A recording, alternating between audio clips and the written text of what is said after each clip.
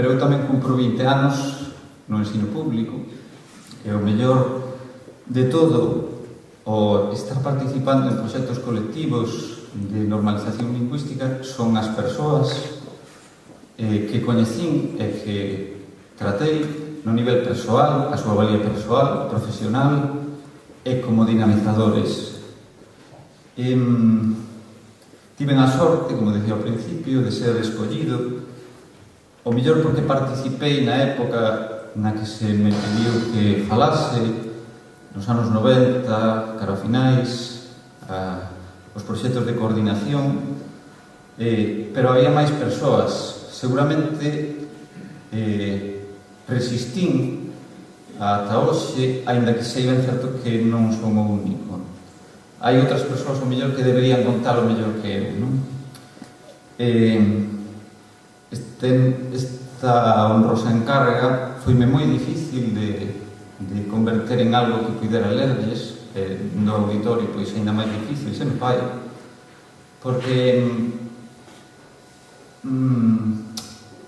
non hai moitas cousas escritas, tiven que pedir axuda, quero nomear a 2 persoas que son Luís Bouzas Millán, que sí participaron, digamos, públicamente en cousas que vou contar, a Manuela Mor, é unha profesora de Ferrol, Carme Cuesta, que non coñece en persoa, que me axudaran, que me enviaran información para poder facer isto. Tamén se me fixo moi difícil agora que conto, porque conto a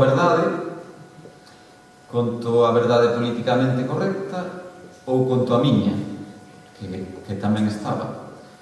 Entonces o que fixen foi xuntar todo isto un pouco e permitirme, e discúlpenme, algunhas licenzas que tomen como licenzas retranqueiras ou poéticas directamente.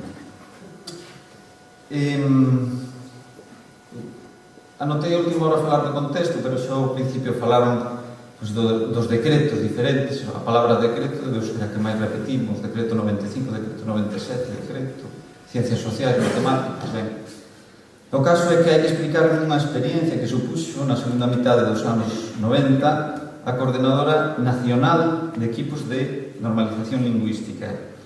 Quen viviu cal proceso seguramente pode coincidir en que para o seu nacemento houve algún inevitable impuxonciño máis ou menos exóxeno, aínda que penso que tamén se pode considerar en parte como resultado dunha dinámica que se iniciara anteriormente en diversas localidades e comarcas do país. Foranse constituindo de xeito máis ou menos formal diversos grupos e coordinadores locais ou comarcais.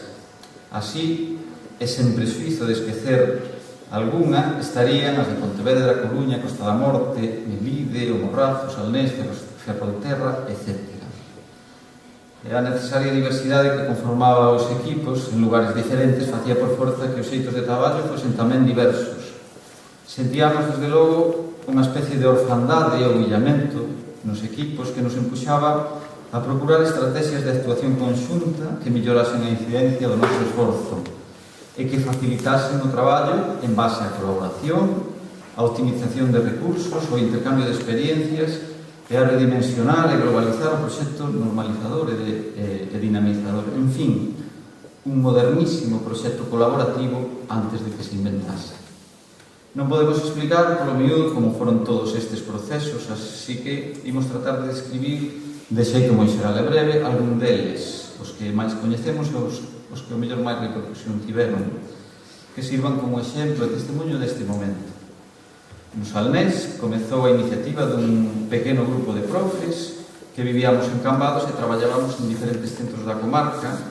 Era o curso 94-95, todo para facer un concurso de adhesivos, ao que se uniron 6 ou 7 centros, que hoxe, por exemplo, vai pola 17ª edición cunha dúcia de institutos.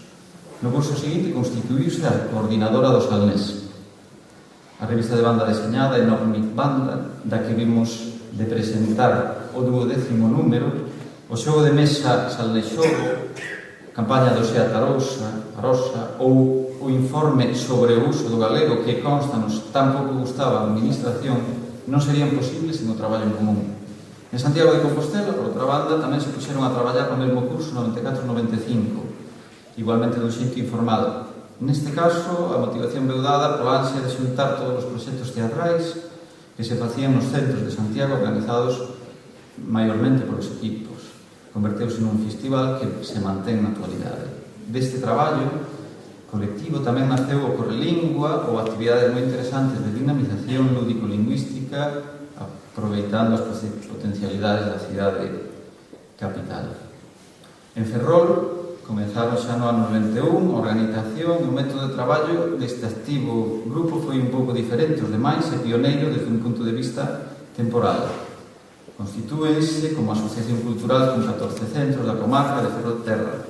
Non só os centros son socios, senón que tamén forman parte persoas a título individual para levar adiante unha inxente cantidade de actividades que van máis alá dos centros educativos e que procuran alternativas normalizadoras en todos os ámbitos da comarca, colaborando e recollendo as axudas de diferentes organismos públicos. Mesmo, cada fin de cursos se reúnen nunha cea de confraternidade. Das coordinadoras de Pontevedra, Coruña, Costa da Morte, Morrazo, etc., temos noticias de unha actividade máis dispersa ou intermitente.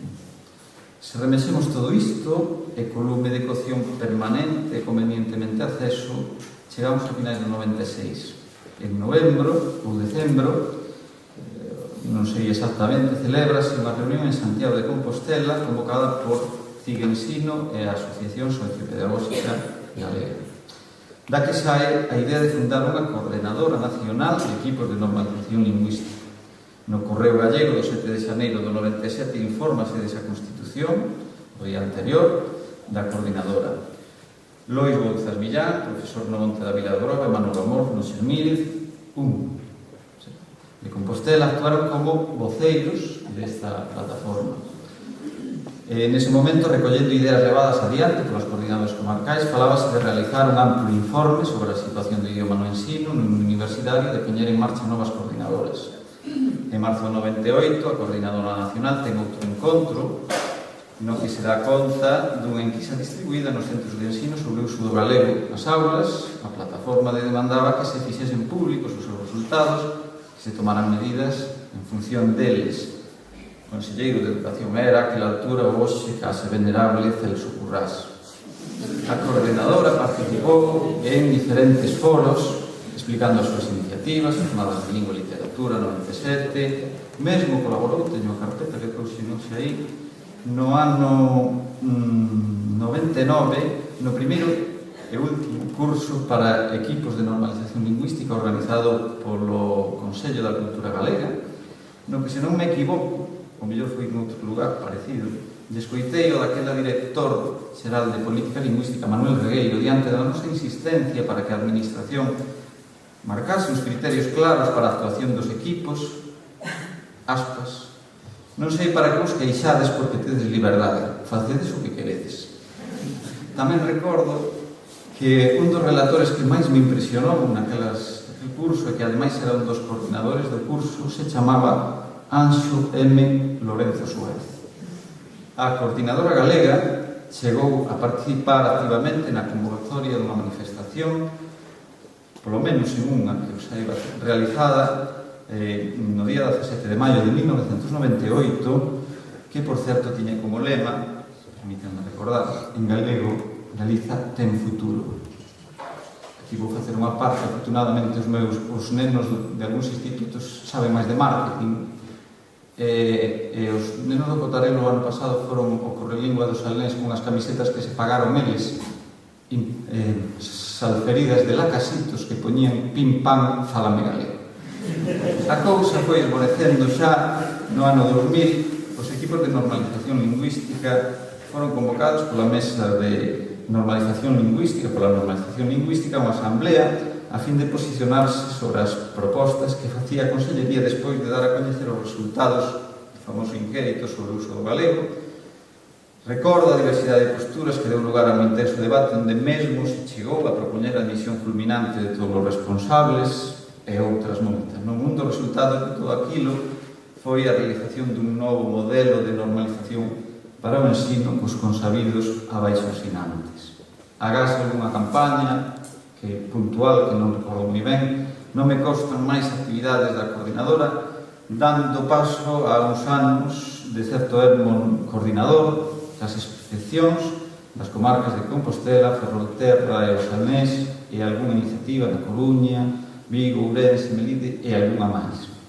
Supoño que toda a palla vai facendo palleiro e seguramente algo disto ficou cando a propia administración no cuatrienio bipartito asume como válido o xeito de funcionar colaborativo e mesmo promove a través das xornadas nas bases das subvencións. E despois veu outra coordinadora, pero esa xa é outra historia. Moita gracias.